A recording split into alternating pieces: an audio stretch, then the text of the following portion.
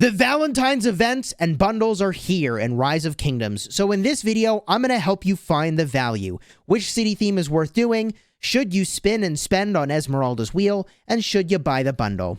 Let's get going.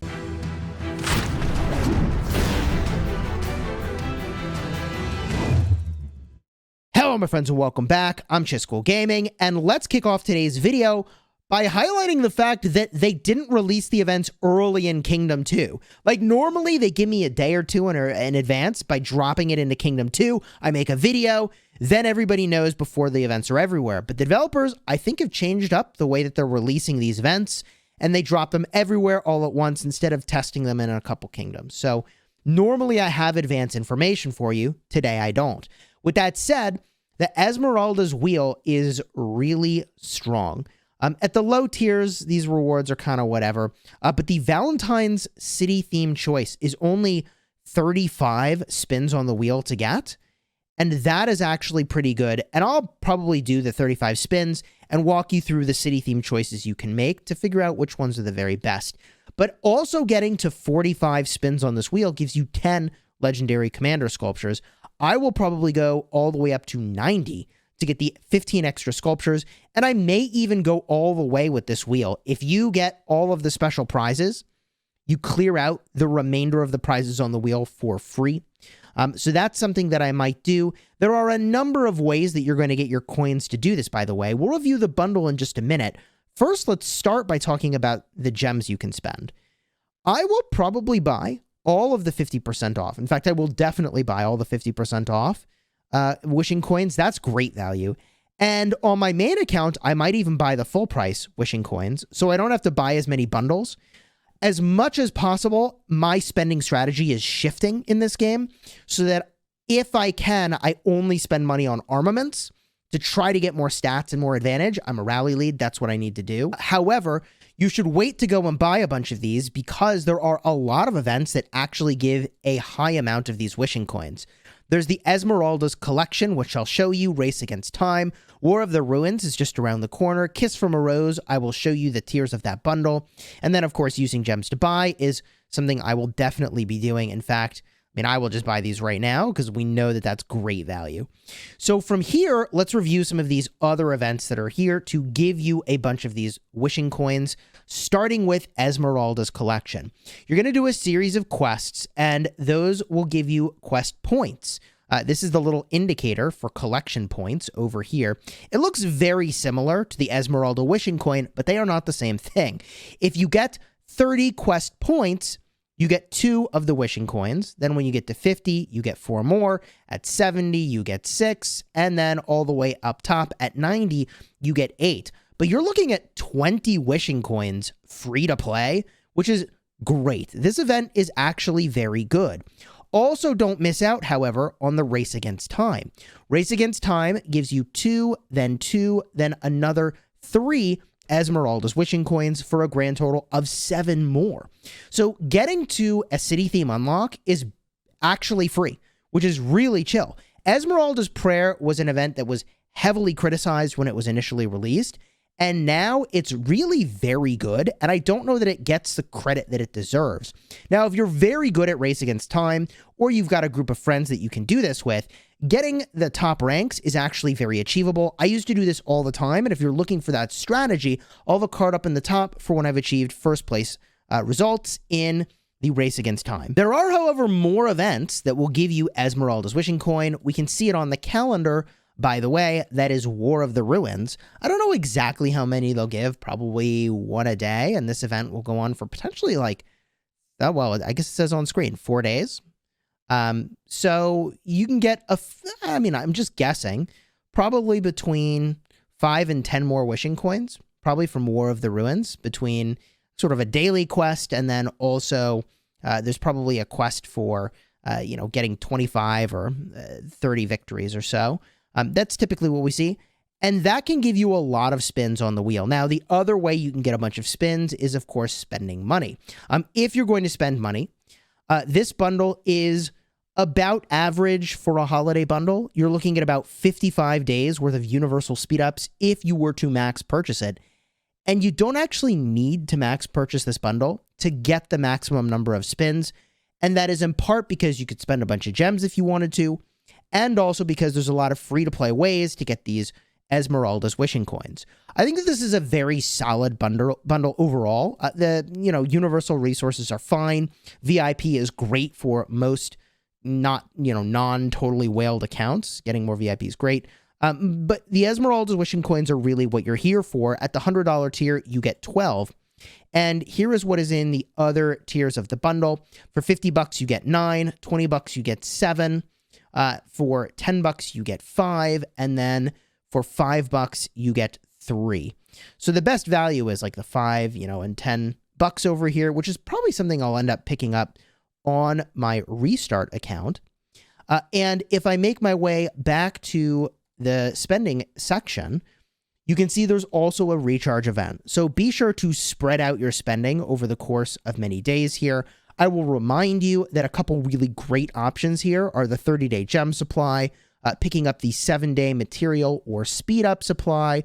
Also, it's really good to have some passports on hand. So for a very long time, I've picked up the $5 and $10 bundle to get passports to get them at the best possible spending rate. They get way more expensive if you need them in a hurry. So that's something I like to pick up as well during these recharge rewards. But this is another 30 gold heads you can pull down for probably in the realm of 70 to 80 bucks spent. It's typically about 15 bucks a day. And of course, the daily special offer is just really damn good for value, especially if you are going to actively, use the commander like William is just a really, really great pickup. Artemisia is a great pickup. Obviously, Guan, and so on. You get the idea. Now, from here, I think it's time that we actually spin the wheel. And it looks like I can't actually add the counter yet to get more of the wheel spins going simultaneously. So maybe if I spin this once, it'll give me the option to go up to 3 pointers on the wheel. Oh, gold head off the rip. That's actually amazing. There we go. Now we go up to 3 pointers, and now we're cooking with gas. So you can very quickly unlock the city theme from this event, 100% free to play, I think, especially if you've got some gems on hand. And that's at the 35 spin tier, which we should be able to get to today. So we'll spin this, we'll get the token for the city themes, and then we'll review the city themes here. Now, each of these individual spins is honestly really bad. Like gold key, I don't care about. This stars, I don't care about. This epic is worthless to me. It's all about getting to the tiered rewards and then getting the gold heads for that. That's really where it's at. I suppose when I land on materials, that's kind of nice. Now, if I didn't mention this earlier, I'll say it now, that when you get all 3 of the special prizes, it clears completely the rest of what's on the wheel. So however many prizes are remaining, it will clear it out. And once you clear out an item from the wheel, the odds will actually change for everything else that's on the wheel. So you can see I'm close to clearing out all these crystal keys. There are 3 of them remaining. When that gets to 0, the probabilities shift for all the other things that are remaining on the wheel. Ooh, another gold head? Wow, I'm actually getting kind of lucky here. I mean, that's a good spin. That's a good spin. I'll take that. Now, this cosmetic is kind of whatever. Sometimes the cosmetic will have an achievement associated with it. So if you care about achievement points, that's something you might want to look into before you actually pick the item that's in there. Let's keep spinning. I've got just a few more of these left here. 2 gold keys and some resources is pretty meh. We spin it again, baby. Come on. Looking for gold sculptures or really the tiered special rewards. That would be kind of the jam. Ooh, 15-hour speed up's kind of nice. All right, I'll take that. We keep spinning. We're getting very close to the city theme here. And, ooh, hey, 3-day speed up. That's a win. That's a freaking win. Wow. Actually, I'm doing great here. I've got 2 more spins to go. Before, I guess I'll have to gem a little bit more in order to unlock the city theme. Okay, here we go. Final spin before we unlock the city theme. What do we get? Ugh, God, those epic patterns are so worthless to me. The material's good. The blueprint fragment choice chest is a disaster. However, I'll just buy 1 more of these. And this is something I think you should do toward the end of the event. If you are 1 or 2 or 5 spins away from a really good reward tier in this event for whatever reason, spending gems, even at the full price of 900, could be worth it, right? Like if you needed to buy 2 of those to get to 45 spins, that gets you 10 gold heads. That's worth doing. We're talking about 10 gold heads, right? All right, so here we go. I claim this reward. Boom. Valentine's city theme voucher choice. So let's go now and actually use that. We'll go to the other section. Here it is. Boom. I own all of the city themes. GG. Let me switch to a different account so I can actually show you the city themes. Okay, the 3 city themes you can choose are as follows. First is Cupid's Arrow. Very hard to click on this. Infantry health at the cost of cavalry health. Look, health is the best stat. This is a very good pickup if you don't have an infantry health theme and you use multiple infantry marches, and you, especially if you don't use any cavalry marches, but you should use at least one. So if you're an inf specialist, this is a consideration for pickup. From there, what do we have? Archer health at the cost of cavalry health. No place like home. Same story, but for archers. 3 or more archer marches with 1 or fewer cavalry marches, and this is a great choice.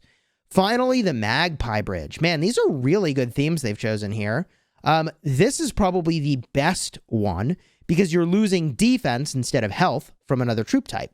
If you are a cav-focused player, or you're just going to rally barb forts in the off-season and run around with lots of cav marches hitting barbs, the Magpie Bridge is a great city theme. This is my #1 pick from these city themes, purely because the stat you lose over here is slightly less premium. Losing archer defense is less of a big deal, especially if your 1 archer march is Boudica. Boudica has a ton of defense, but that is the best one. And these city themes are actually all very good, and they're all, I think, obtainable free to play, especially if you have some gems. And if you actively do, particularly Esmeralda's collection, you're off to a great start with 20 freaking wishing coins. 7 more, and Race Against Time puts you at 27. Plus however many you can get from War of the Ruins. Let's say it's another 7. I mean, you're awfully close to the city theme. If for some reason you're still short, I would say start saving up your gems now, because if you need one of these city themes, they're actually Chisgule approved, super legit. At the time of this recording, I've actually made almost 2,000 videos helping you be a better player in Rise of Kingdoms. So if you found this video helpful, throw a like on here and consider supporting the channel by subscribing. That way you can get videos into your daily feed from YouTube. And by the way, if you're looking for how you can get first place in the Race Against Time, card will be in the end screen for one of the last times I pulled a first place in Race Against Time.